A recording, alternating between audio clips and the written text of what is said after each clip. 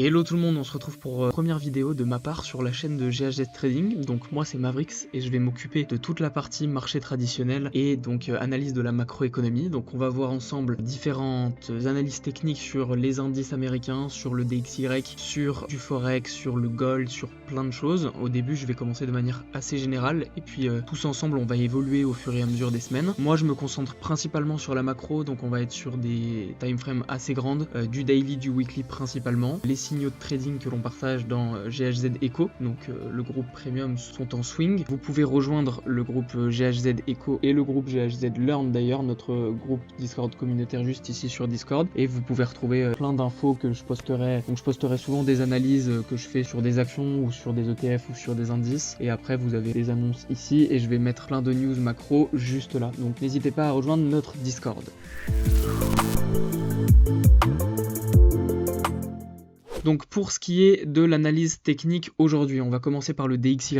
Donc je vais vraiment essayer de prendre beaucoup de distance sur tout ce que j'explique pour que tout le monde comprenne. Donc qu'est-ce que c'est le DXY? C'est l'indice du dollar américain. Donc ça représente la force du dollar, de la monnaie du dollar, comparé à un panier d'autres monnaie, principalement de l'euro, mais on va aussi trouver du dollar canadien, du CHF, donc du franc suisse, etc. Donc ça va montrer la force du dollar comparé à toutes ces monnaies-là. Ici, on est sur la time frame daily. Je vais me mettre en weekly parce que ce sera plus facile d'analyser le dollar sur cette time frame actuellement, étant donné qu'il est extrêmement haussier depuis maintenant 13 ou 14 semaines, même si ça s'est calmé là depuis une semaine ou deux. Donc on voit que ici, une bougie est égale à une semaine. On voit que le dollar a fait une énorme hausse sur les 12 ou 13 dernières semaines. Ici, on a la croissance du dollar sur toute l'année 2021. Ici, c'était tout le retracement qu'on a eu début 2023 pendant que tous les marchés US étaient en forte croissance. Ensuite, on a eu une sorte de range que vous pouvez voir ici, que j'ai délimité avec une résistance ici et un support juste là. Donc, on a un canal descendant, une sorte de range descendant. Et on a cassé ce range par le haut avec une bougie assez puissante. Et depuis, on est en forte croissance et ça fait maintenant 13 ou 14 semaines. Donc on voit que cette hausse est fulgurante. Les 2-3 dernières bougies sont assez faibles, donc peut-être que oui. Donc on va avoir une croissance du dollar qui va être reliée à des éléments macroéconomiques et surtout reliée à la politique américaine. Donc pourquoi le dollar est en croissance? Parce que depuis maintenant bientôt un an, la Fed, donc l'équivalent de la Banque Centrale Européenne mais aux États-Unis, la Banque Centrale Américaine, la Réserve Fédérale Américaine, monte les taux d'intérêt, ce qui donne beaucoup de rendement aux investisseurs sur leur dollar. C'est-à-dire que vous pouvez placer vos dollars sur des bons du trésor américain par exemple et récupérer actuellement plus de 5% de rendement. Je crois que c'est quasiment 5,5% de rendement sur vos dollars. Donc c'est un rendement qui est très fort et très intéressant. Ce qui fait que les investisseurs vont avoir tendance à retirer leur argent des risk on. Les risk on, c'est qu'on va appeler les marchés traditionnels. Donc ça va regrouper les marchés actions avec les indices, donc le Nasdaq, le S&P 500, en fait tout ce qui regroupe les actions américaines. Donc les investisseurs vont retirer leur argent de ces marchés-là, qu'on appelle risqués, donc risk on, pour les mettre dans des risk off, donc racheter du dollar, échanger leurs actions contre des dollars, et mettre ces dollars dans des obligations qui sont des placements extrêmement sécurisés et qui actuellement rapportent 5,5% par an, donc qui est un rendement vraiment très intéressant. Sur des risk on, on va viser dans des périodes de croissance une moyenne d'environ 10% au mieux, ce qui est déjà très compliqué à avoir sur une longue période de temps. Donc vous imaginez bien que si on peut avoir 5,5% de rendement sans risque, bien les investisseurs préfèrent mettre leur argent dans les obligations. Ce qui fait que beaucoup de personnes vont acheter du dollar et donc que le cours du dollar explose. Plus les taux d'intérêt vont être augmentés par la Fed et plus le dollar va avoir tendance à exploser et à monter. Et à contrario, les indices américains, donc le S&P 500 et le Nasdaq principalement, vont avoir tendance à baisser. Ce qui me fait ma transition parfaite pour continuer sur le S&P 500. Donc le S&P 500, qu'est-ce que c'est? C'est un indice qui va représenter les 500 plus grosses entreprises américaines. Il faut savoir que le S&P 500 donc regroupe les 500 plus grosses entreprises américaines. Cependant, les 5 ou 6 plus grosses entreprises américaines sont des entreprises technologiques qui vont avoir une forte incidence sur le S&P 500 lorsqu'elles vont varier. On les appelle les GAFAM. Vous devez déjà en avoir entendu parler. Google, Amazon, Facebook, Apple et Microsoft. On peut peut-être ajouter Tesla et Nvidia maintenant. Donc ces grosses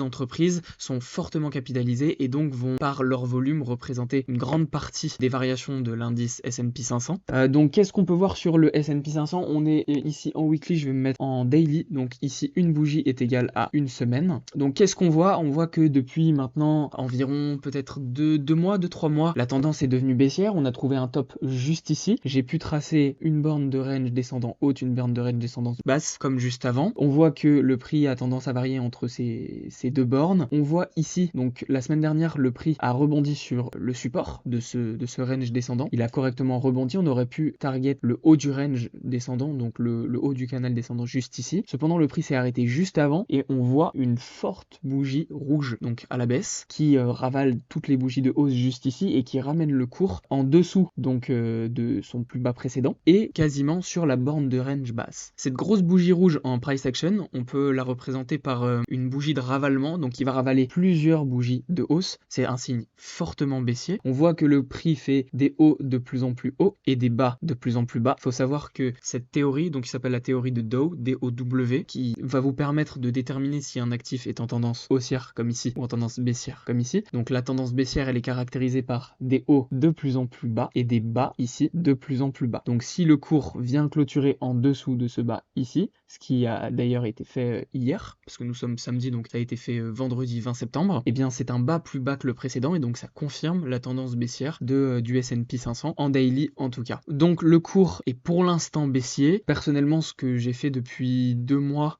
ou 1 mois et demi à peu près, c'est trader les bornes de ce range. Donc quand on est en bas du range, des tendances à long pour profiter d'une tendance haussière, et quand on est en haut du range, des tendances à short pour profiter de la baisse. Évidemment, nous sommes en long time frame, donc en weekly, en tendance baissière, donc je vais plus avoir tendance à prendre des positions de short, donc des positions à la baisse sur ce marché. Des positions à la baisse, c'est des positions qui vont vous permettre de parier sur la baisse du prix de l'actif dans les prochains jours ou les prochaines semaines. On appelle ça une position short. L'indicateur que vous voyez ici, représenté par des barres de volume, il s'appelle le volume profile, vous pouvez le voir juste là. C'est un indicateur qui est très utilisé pour repérer les supports et les résistances. Vous voyez que ici on a une forte barre de volume. Plus la barre de volume est longue et plus ça veut dire qu'il y a eu un nombre d'échanges de trades sur ce niveau de prix qui est important. Donc plus il va y avoir de nombre d'échanges de trades sur un niveau de prix, plus ce niveau de prix va devenir un niveau clé, donc soit un niveau de support à la baisse comme ici, soit un niveau de résistance comme ici ou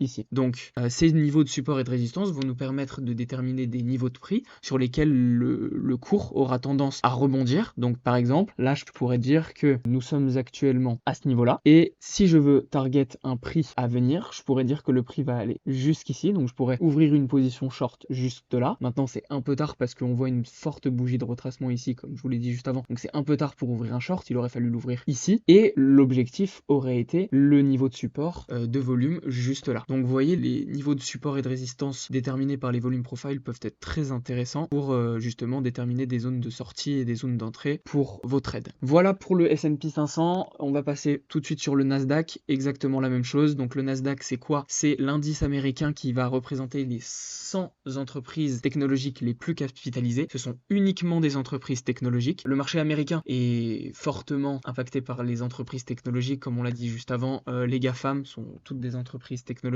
qui sont fortement capitalisées et donc qui vont avoir un impact majeur sur l'économie américaine. Donc le Nasdaq va représenter toutes ces entreprises technologiques. Donc pareil, on voit dans les 4 derniers jours des bougies rouges, donc de baisse, qui ont ravalé assez rapidement la petite hausse qu'on a eue juste avant, qui n'a pas eu le temps d'ailleurs d'aller jusqu'au haut du range. Bon, on est un peu plus proche que tout à l'heure sur le S&P 500, mais on n'avait pas allé toucher la borne haute du range juste ici. Donc là, les bougies rouges ont fortement ravalé les bougies de hausse juste là. C'est un signe fortement baissier. Comme tout à l'heure, théorie de Dow, on fait des hauts de plus en plus bas et des bas de plus en plus bas, ce qui signifie que la tendance est baissière actuellement sur le Nasdaq. Donc là, moi, ce que je vois, c'est que on a une tendance baissière en weekly, en daily. Donc actuellement, là, ce qu'on voit sur le graphique, c'est que les 3 dernières bougies ont fortement ravalé le tout petit rebond qu'on a eu juste avant. Donc là, moi, je suis personnellement assez baissier sur le Nasdaq comme sur le S&P 500 d'ailleurs. Donc là, on voit qu'il y a un gros niveau de volume profile juste ici, donc au niveau d'un range qu'on pourrait tracer entre là et là. Donc entre ces deux niveaux de prix juste ici, on voit qu'il y a eu énormément de volume de trading. On voit que le prix est actuellement sur la partie basse de ce sorte de range. Si le prix casse ce support, eh bien, en fonction de la bougie et de la time frame qu'on va regarder, on peut soit envisager une poursuite baissière et donc aller chercher les niveaux de volume qui sont un peu plus bas situés à ce niveau juste là, soit on peut envisager un fake out, donc c'est-à-dire un passage du prix juste en dessous de la ligne bleue que j'ai tracée juste là pour réintégrer le range et ensuite soit continuer une évolution dans ce range comme ceci, soit repasser au niveau de la borne haute du range et peut-être recontinuer une tendance haussière. Mais pour l'instant, c'est pas du tout ce qu'on voit. Pour l'instant, ce qu'on voit, c'est que la tendance est baissière en weekly, en daily également, que les dernières bougies sont fortement baissières et que la tendance à moyen terme et à court terme est baissière. Donc on va plutôt envisager de prendre des positions à la baisse plutôt que des positions à la hausse sur ce marché. Voilà pour le marché américain. Juste avant de faire un petit tour sur le gold, on peut aller voir deux petites news de cette semaine que j'ai sélectionnées. Donc je les ai mises, il me semble, ici. Voilà. Tac. Donc je vous ai pas montré, mais dans le Discord de GHZ Echo qui va bientôt sortir, qui sera bientôt dispo, vous avez un salon juste là de macroéconomie. Voilà, vous avez un salon de macroéconomie juste là où vous avez toutes les news macroéconomiques qui sont postées. Personnellement, je vais vous relayer les news que je trouve les plus intéressantes, que ce soit en vidéo, donc sur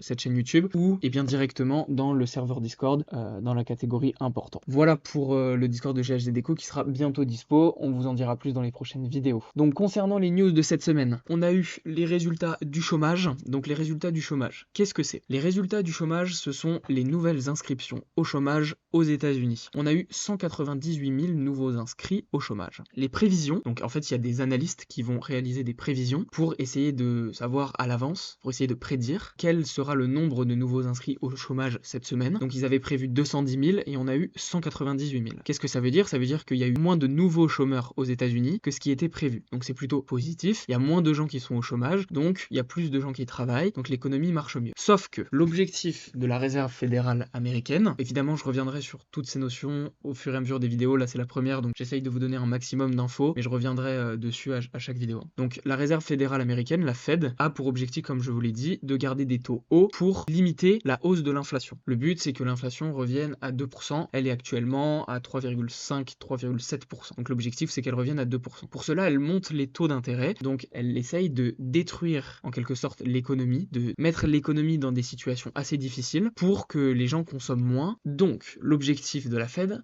c'est qu'il y ait de moins en moins de gens qui travaillent pour qu'il y ait de plus en plus de chômeurs et donc de moins en moins de consommation dans l'économie. Donc l'objectif c'est que le nombre de chômeurs augmente. Sauf que depuis plusieurs semaines voire plusieurs mois maintenant, eh bien le nombre de chômeurs il ne fait que baisser. Ça veut dire que l'économie américaine elle est très forte face eh bien, à la montée des taux. La Fed a monté assez rapidement les taux, je vous l'ai dit on est actuellement à 5,5% et l'objectif est que la Fed continue à monter ses taux d'intérêt. Donc le fait de voir qu'il y a eu 198 000 nouveaux inscrits au chômage au lieu de 210 000 qui étaient prévus, c'est pas quelque chose de positif pour la Fed, et donc ça maintient Jérôme Powell, le directeur de la Fed, dans sa narrative de vouloir combattre l'économie américaine, de vouloir la faire rentrer dans des situations plus difficiles, et donc son objectif ça va être de monter encore plus les taux pour qu'il y ait eh bien, de plus en plus de chômeurs. Donc cette news qu'on pourrait croire positive à première vue, se dire bah il y a moins de chômeurs donc bah c'est super, et bah non, pour la Fed ce n'est pas une bonne nouvelle, donc ça veut dire que les taux d'intérêt vont augmenter encore pour combattre l'économie américaine, et donc si les taux d'intérêt vont monter, les investisseurs vont retirer leur argent des risk-on, vont les mettre dans le dollar, et donc le marché des actions va baisser, et donc ça va faire baisser l'économie et les marchés financiers. Donc c'est pas quelque chose qui est intéressant pour nous investisseurs. Voilà pour le chômage, et donc ensuite Jérôme Powell, juste après les résultats du chômage, il a fait un discours. Dans ce discours, il a expliqué ce que je viens de vous dire, donc que l'économie américaine est forte, que eh bien c'est quelque chose de positif, mais que lui son objectif c'est de combattre l'inflation. Donc ça veut dire que il va pouvoir monter encore les taux pour eh bien combattre cette inflation, et bien attendre que l'économie américaine vraiment soit à l'agonie pour eh bien faire ce qu'on va appeler le pivot de la Fed, c'est-à-dire commencer à diminuer les taux d'intérêt, et donc à ce moment-là, eh bien les marchés financiers pourront repartir à la hausse. Mais pour l'instant, on voit que Jérôme Powell veut monter les taux d'intérêt, augmenter eh bien la pression mise sur les marchés financiers, et donc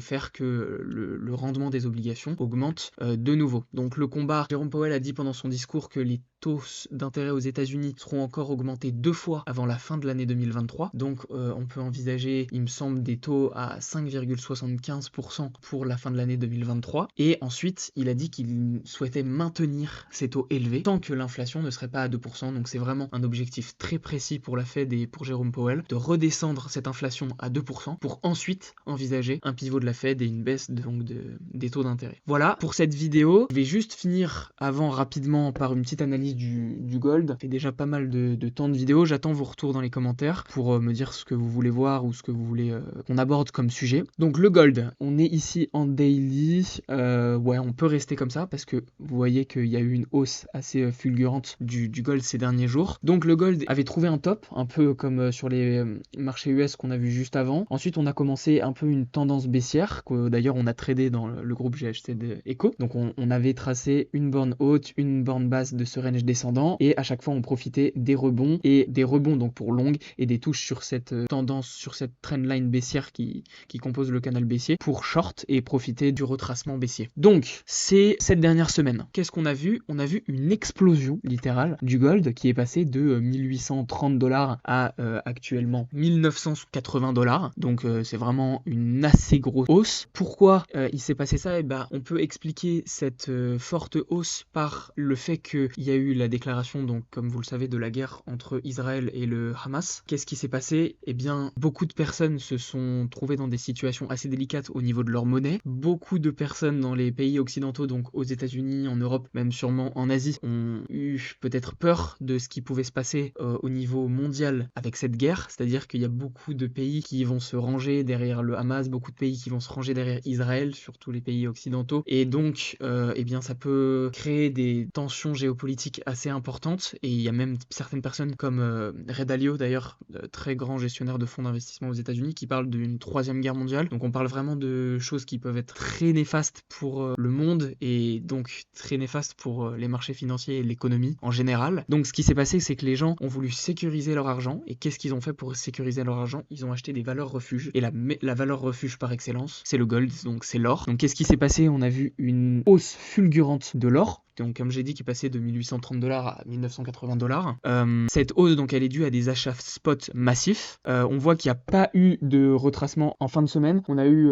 une toute petite bougie rouge ici, mais bon, rien de très alarmant. On voit surtout des bougies à la hausse très puissantes. Donc personnellement, j'étais rentré en position longue sur le gold pour profiter justement de la deuxième partie de cette hausse, comme vous pouvez le voir juste ici. Là, actuellement, je suis toujours en position. Je pense rester en position tant que je vois pas de signe de retournement assez important. Donc pour moi, un signe de retournement, c'est une bougie rouge qui va ravaler soit la bougie précédente, soit 2 ou 3 des bougies précédentes de hausse. Pour l'instant, c'est pas ce que je vois, donc je reste en position tant que je vois pas de signe de retournement. On a cassé assez franchement cette trendline baissière. Donc moi, c'est un signe assez haussier. J'attends de voir ce que le gold va donner. Le gold est très compliqué à trader ces derniers temps, beaucoup de volatilité, beaucoup de signes qui n'ont pas trop de sens, beaucoup de réactions à des news qui sont imprévisibles. Donc on va voir ce qui se passe. Pour l'instant, je rentre en position, c'est une petite position. Je prends pas beaucoup de risques et j'attends vraiment de voir ce qui se passe et qu'il y ait une tendance de fond qui soit déterminée. Et une fois que la tendance de fond sera déterminée, j'envisagerai des prises de position un peu plus fréquentes. Mais là, pour l'instant, le gold est vraiment très volatile. Il réagit très vite aux news